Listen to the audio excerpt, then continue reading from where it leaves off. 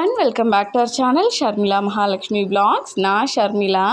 இன்றைக்கி பிரம்ம முகூர்த்த பூஜையோட 28வது நாள் ஃப்ரைடேன்றனால நான் முன்னாடி நாளே என்ன பண்ணேன்னு பார்த்தீங்கன்னா, பூஜை சாமான் எல்லாமே கழுவ போகிறேன். இது ஒரு 2 வீக்ஸ்க்கு மேலே வாஷ் பண்ணவே இல்லை. 1 வீக் அப்படியே பீரியட்ஸ் ஆனதுனால விட்டுட்டேன். அதனால் பண்ண முடியாமல் போயிடுச்சு. அப்புறம் இன்னொரு வீக்கும் நான் விட்டுட்டேன். அதனால் பார்த்திங்கன்னா இப்போ 2 வாரத்துக்கு மேலே கழுவாமல் அப்படியே இருக்குது. ஸோ இதை இன்றைக்கி நம்ம வாஷ் பண்ணிக்க போகிறோம். ஸோ இன்றைக்கி வாஷ் பண்ணி பொட்டு வைக்கிறதுலேருந்து காட்டலாம் அப்படின்னு சொல்லிட்டு. ஏன்னா இது நிறைய பேர்த்துக்கு இன்ட்ரெஸ்ட்டாக இருக்கும் பார்க்குறதுக்கு. ஸோ அதனால் நான் ஷேர் பண்ணியிருக்கேன். அண்ட் டிப்ஸும் உங்களுக்கு நான் ஷேர் பண்ணியிருக்கேன். கண்டிப்பாக செக் பண்ணி பாருங்கள். ஃபுல்லாக பாருங்கள். நல்லா இன்ட்ரெஸ்டிங்காகவும் இருக்கும். உங்களுக்கு நிறைய விஷயம் தெரிஞ்ச மாதிரியும் இருக்கும். இப்போ நம்ம பூஜை ரூமில் காசு இதெல்லாம் வைக்கிறோம் இல்லையா? ஸோ அதையுமே நம்ம பூஜை பாத்திரம் கழுவும் போது சேர்த்து கழுவணும். ஸோ அது எப்படின்னு நான் உங்களுக்கு ஃபர்தராக காட்டுறேன். நான் பூஜை பாத்திரம்லாம் கழுவுறதுக்கு புளி, பீத்தாம்பரி பவுடர், அப்புறம் சபினா பவுடர், இது 3ஐயும் வச்சு தான் கழுவுறேன். நல்லா க்ளீனாக ஆகிடுச்சு பார்த்தீங்களா? இப்போ காசெல்லாம் கழுவணுன்னா ஏதாவது ஒரு பவுலில் காசு எல்லாத்தையும் போட்டுட்டு அதில் அந்த பவுடர் லைட்டாக தூவி விட்டுட்டு புளியையும் போட்டு ஊற விட்டுருங்க. எடுத்து பார்த்திங்கன்னா நல்லா பளிச்சுன்னு ஆகிடும். ஸோ அதுக்கப்புறம் நீங்கள் வாஷ் பண்ணி எடுத்து வச்சுக்கலாம். ஸோ இந்த மாதிரி வீக்லி எப்போல்லாம் பூஜை சாமான் கழுவுறோமோ அப்போ காசையும் கழுவி நீட்டாக எடுத்து வச்சிடணும். அப்போ தான் அதுக்கு உண்டான பலன் இருக்குது. மஞ்சள் குங்குமம் வைக்க போகிறேன். அதுக்கு மஞ்சள், ஜவ்வாது, அதோட பச்சை கற்பூரம் ஆட் பண்ணிக்கிறேன். பச்சை கற்பூரம் இதெல்லாம் நம்ம வைக்கும்போது நல்ல வாசனையாக கமகமன்னு இருக்கும். அதோட தசாங்கம் ஆட் பண்ணியிருக்கேன். தசாங்கம், அதுக்கப்புறம் சந்தனம் ஆட் பண்ணியிருக்கேன். ஸோ இது எல்லாத்தையுமே பன்னீர் விட்டு கொஞ்சம் அப்படியே கழிச்சு நீங்கள் வச்சிங்க அப்படின்னா 2 வாரம் 3 வாரம் கூட உங்களுக்கு அப்படியே இருக்கும். மஞ்சள் குங்குமம் உதிராமல் அப்படியே இருக்கும். ஸோ பன்னீர் வச்சாலும் இன்னொன்று வாசனையாகவும் இருக்கும். நீங்கள் அந்த பூஜை ரூம்குள்ளே போகும்போதே பார்த்திங்கன்னா அப்படி ஒரு ஸ்மெல்லு, அப்படியே கோவிலில் இருக்க மாதிரி இருக்கும். இது ரொம்ப ரொம்ப நல்லது. அதுக்கப்புறம் பார்த்திங்கன்னா மஞ்சள் குங்குமம் எல்லாத்துக்கும் வச்சிட்ருக்கேன். மஞ்சள் குங்குமம் வைக்கும்போது கீழேருந்து மேலே வைக்கிற மாதிரி பார்த்துக்கோங்க. ஸோ அப்படி தான் வைக்கணும். ஸோ இப்போ நான் குங்குமம் வைக்கிறதுலேருந்து தான் காட்டிகிட்ருக்கேன். என்ன தான் இந்த ஃப்ரைடே பூஜை மட்டும் நமக்கு ரொம்ப ஸ்பெஷல் இல்லை. எல்லா பாத்திரத்துலேயும் கழுவிட்டு புதுசாக மஞ்சள் குங்குமம்லாம் வச்சுட்டு அப்படியே விளக்கேற்றும் போது அப்படி ஒரு ஃபீல் கிடைக்கும். எனக்கு ரொம்ப இது ஃப்ரைடே பூஜை ரொம்ப ஸ்பெஷலாக பண்ணுவேன். இந்த மாதிரி வாஷ் பண்ணி வச்சுட்டு அப்புறம் மஞ்சள் குங்குமம்லாம் வச்சுட்டு அதுக்கப்புறம் பூஜை பண்ணும்போது ரொம்ப ஹாப்பியாக மன நிறைவாக இருக்கும். அதே மாதிரி அன்றைக்கி எல்லா சிலைகளையுமே வாஷ் பண்ணியாச்சு. ஸோ அதனால் என்ன பண்ணேன்னா, எப்போல்லாம் வாஷ் பண்ணுறனோ அப்போல்லாம் ஒட்டுக்கா ஒரே பிளேட்டில் வச்சுட்டு பால் அபிஷேகம் பண்ணிடுவேன். ருத்ராட்சம் எல்லாமே வச்சு நம்ம என்னென்ன பூஜை பொருள் வச்சு சாமி கும்பிட்றோமோ, சங்கு இந்த மாதிரி என்னென்ன வைக்கிறீங்களோ அது எல்லாமே வச்சு பால் அபிஷேகம் பண்ணிடணும். இப்போ நம்ம நிறைய குட்டி குட்டி பொருட்கள் மகாலட்சுமிக்கு உகந்த பொருட்கள்னு சொல்லிட்டு நம்ம வாங்கி வச்சுருப்போம். அது எல்லாமே கண்டிப்பாக நம்ம பால் அபிஷேகம் பண்ணணும். இல்லைன்னா தண்ணீர் விட்டு கூட அபிஷேகம் பண்ணுங்கள். வாரத்தில் 1 நாள் இது கண்டிப்பாக நம்ம பண்ணியே ஆகணும். இதனால் பார்த்திங்கன்னா கெடுதல் நடக்குமா, பண்ணாமல் விட்டுட்டா நமக்கு ஏதாவது கெட்டது நடக்குமானா அப்படி கிடையாது. இப்போ நம்ம ரெகுலராக பண்ண பார்த்திங்கன்னா அதுக்கு ஒரு உயிர் கிடைக்கும். இப்போ அந்த வெறும் சிலையாக நம்ம பார்க்க போகிறதில்ல.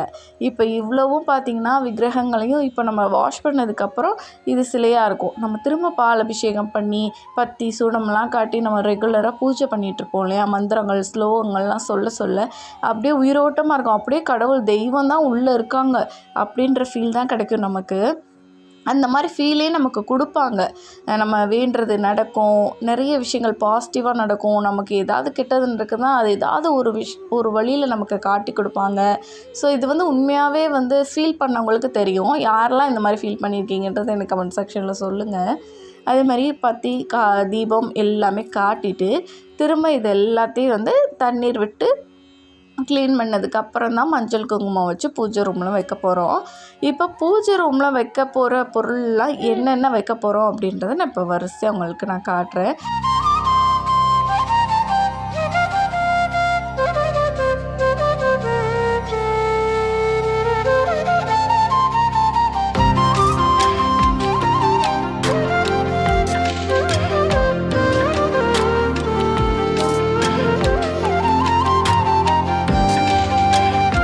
இப்போ பூஜை அறையில் என்னெல்லாம் வைக்க போகிறோம் அப்படின்றத இப்போ நான் காட்டுறேன்.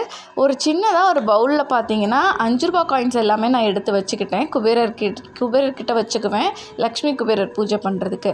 இந்த பவுலில் என்ன வைக்கிறேன்னு பார்த்தீங்கன்னா, ரூபாயோட வசம் இருக்குது பார்த்தீங்களா, பேர் சொல்லாது.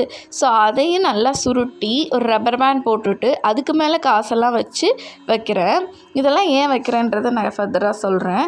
அதே மாதிரி ஒரு பவுலில் கல்லுப்பு நரைச்சி அதில் வெள்ளி மஞ்சள் குங்குமம் வச்சுட்டு ஒரு ரூபா காயினும் வச்சுருக்கேன். ஸோ இதையும் கண்டிப்பாக நம்ம பூஜை ரூமில் வைக்கிறது ரொம்ப ரொம்ப நல்லது. அண்ட் நம்மளுடைய குலதெய்வ செம்பு ரெடி பண்ணிகிட்ருக்கேன். குலதெய்வ செம்புக்கு தண்ணீர் விட்டுட்டு அதோட பன்னீர், அதுக்கப்புறம் பச்சை கற்பூரம், ஜவ்வாது, அதுக்கப்புறம் மஞ்சள், இந்த மாதிரி வாசனையான பொருட்கள்லாம் நம்ம கலந்துட்டு அதில் நம்ம வந்து குலதெய்வத்தை குலதெய்வமாக பாவிச்சு நம்ம வழிபடலாம். அதே மாதிரி காமாட்சி விளக்கு வைக்கும்போது தட்டில் அக்ஷயை போட்டுட்டு அதுக்கப்புறம் ஒரு ரூபா காயின் வச்சு தான் வைக்கணும். ஸோ இது வந்து நம்ம விளக்குக்குன்னு கொடுக்குற ஒரு மரியாதை மாதிரி. ஸோ இப்போ எல்லாத்தையும் அரேஞ்ச் பண்ணியாச்சு. ஒரு பவுலில் கொஞ்சமாக கல்லுப்பு, சோம்பு, 2 ஏலக்காய், அதோட ஒரு பட்டையும் சேர்த்துட்டு ஏதாவது எனி காயின் ரூபா, ரூபா இல்லை ரூபா, ரூபா அந்த மாதிரி ஏதாவது ஒரு காசு வச்சு அதை வந்து பூஜை ரூமில் வைங்க. இப்போ ஏன் இதெல்லாம் வைக்கணுன்றதை சொல்கிறேன். இந்த கல்லுப்புக்கு பார்த்திங்கன்னா நெகட்டிவ் வைப்ரேஷன்ஸை எடுக்கக்கூடிய சக்தி இருக்குது. அதனால் பார்த்திங்கன்னா அந்த காசு ப்ளஸ் வெள்ளி மஞ்சள் இதெல்லாம் வைக்கும்போது பாசிட்டிவ் வைப்ரேஷன்ஸை க்ரியேட் பண்ணும். அதே மாதிரி காசெல்லாம் நான் ஏன் வைக்கிறேன் அப்படின்னு பார்த்திங்கன்னா பண வரவை ஈர்க்கக்கூடிய சக்தி இருக்குது. இது எல்லாமே வந்து இப்படி வைக்கும்போது அந்த கண்ணாடியும் சேர்த்து அதுக்கிட்ட வைக்கும்போது அது எதிரொலிச்சு அது அப்படியே ரெட்டிப்பாக நமக்கு பெருகும் அப்படின்றது ஒரு ஐதீகம். ஸோ அதை பேஸ் பண்ணி தான் பண்ணிகிட்ருக்கோம். அதே மாதிரி எத்தனை விளக்கு ஏற்றினாலும் ஒரு விளக்கு மட்டும் நெய் விளக்கு ஏற்றுங்க. அதனால் நான் காமாட்சி விளக்கு தானே மெயினான விளக்கு. ஸோ அதனால் அதுக்கு ஏற்றிருக்கேன். கஜலக்ஷ்மி விளக்கு நான் வச்சு யூஸ் பண்ணுறது கஜலக்ஷ்மி விளக்கு. ஸோ அதுக்கு மட்டும் நெய் விளக்கு ஏற்றிருக்கேன். பிரம்ம தீபம் ஏற்ற போகிறோம் அப்படின்றதுனால எண்ணெய் விட்டுருக்கேன். எல்லாத்துக்கும் எண்ணெய் விட்டு திரி போட்டு வைக்க போகிறேன். இப்போ என்னென்ன வச்சுருக்கேன்றதை நான் காட்டிடுறேன். ஃபஸ்ட்டு இந்த ரைட் சைடில் தான் கார்னரில் தான் நம்ம வந்து குலதெய்வ செம்பு வைக்கணும். ஸோ அங்கே குலதெய்வ செம்பும் பக்கத்தில் இந்த மஞ்சளில் இருக்குல்ல, அது பார்த்திங்கன்னா என் வழி குலதெய்வமும் என் ஹஸ்பண்ட் வழி குலதெய்வத்தோட மண் ப்ளஸ் வந்து லெமன் இதெல்லாம் கொடுத்துருக்காங்க. ஸோ அதெல்லாம் எடுத்துகிட்டு வந்தோம். ஸோ அதெல்லாம் வச்சுருக்கேன்.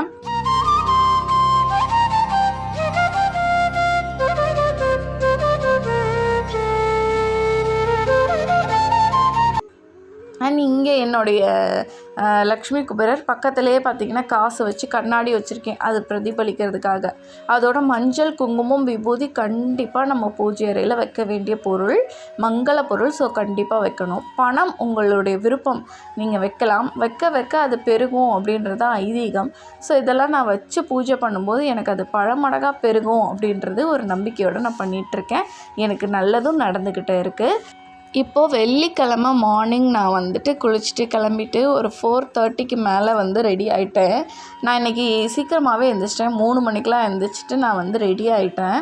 ஸோ பார்த்திங்கன்னா பூவெல்லாம் எடுத்துகிட்டு போயிட்டு பூ எப்போவுமே வைக்கும்போது நான் என்ன பண்ணுவேன் அப்படின்னு பார்த்திங்கன்னா அதில் அழகாக பன்னீர் தெளிச்சிடுவேன். பன்னீர் தெளிச்சிட்டு நம்ம வைக்கிற பூக்கு பார்த்திங்கன்னா நல்ல வாசனையாக இருக்கும். இப்போ நம்ம எடுத்துகிட்டு போயிட்டு பூஜை அறையில் பூ வச்சுக்கலாம். என்ன தான் முன்னாடி நாளே வச்சாலும் எனக்கு அன்னைக்கு வைக்கும்போது எனக்கு ஒரு என்ன சொல்கிறது, நல்ல குட் ஃபீலிங்காக இருக்குது. ஸோ அதனால் அன்றைக்கி பூஜை அப்போ காலையில் வந்து பூ வைக்கிறேன். இந்த விஷயம் மறக்காமல் பண்ண வேண்டியது என்னென்னா, நம்மகிட்ட பூ இருக்கோ இல்லையோ நம்ம வந்து வாடின பூவை மட்டும் வச்சுருக்கவே கூடாது. பூஜை அறையில் டெய்லி பூ மாற்றணும். சப்போஸ் நம்மகிட்ட பூ இல்லைன்னா பூ இல்லாமல் கூட நம்ம வந்து விளக்கேற்றிடலாமே தவிர வாடின பூவோடு நம்ம ஏற்றக்கூடாது. அதுக்கப்புறம் விளக்கில் நல்லா திரி போட்டிருக்கோம் இல்லையா, திரியில் எட்ஜில் நான் என்ன பண்ணுறேன்னா பச்சை கற்பூரத்தை தடவி விடுறேன். அதோடு நம்ம விளக்கு ஏற்றும் போது பார்த்திங்கன்னா நல்ல கமகமன் வாசனை இருக்கும். அதுக்காண்டின்னு இல்லை, நான் வந்து உடனே நம்ம நெருப்பும் வந்து உடனே பருத்திக்கும். அதனால் பார்த்திங்கன்னா நான் அந்த மாதிரி தீபம் உடனே ஏற்றிக்கிறதுக்காகவும் வச்சுருக்கேன், அணையாமல் எரியும் அப்படின்ட்டு. அண்ட் எனக்கு கோலம் போட வசதி இல்லை, வாசலுக்கு நேரத்தில் போக முடியாதுன்றதுனால நான் பூஜை அறையிலேயே குட்டியாக ஓம் அந்த அச்சு வச்சு போட்டுக்கிறேன். பெருசாகவும் இடம் இருக்காது, அந்த குட்டி ஷெல்ஃப்குள்ளே மட்டும்தான் போட முடியும்.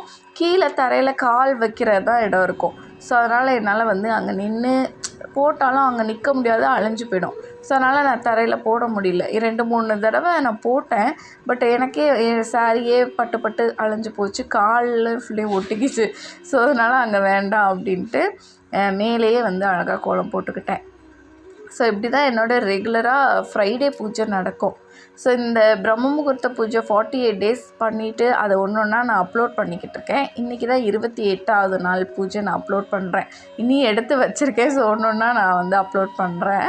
ஸோ இப்போ ஃபுல்லாக வீடு ஃபுல்லாக நான் என்ன பண்ணுவேன்னா தீப தூபம் ஆர்த்தி காட்டிட்டு சாம்பிராணி வீடு ஃபுல்லாக காட்டுவேன். ஸோ இது ரெகுலராக நான் பண்ணிகிட்டே இருக்கேங்க. அதே மாதிரி கிச்சனில் பார்த்திங்கன்னா மாக்கோலம் போட்டிருக்கேன்.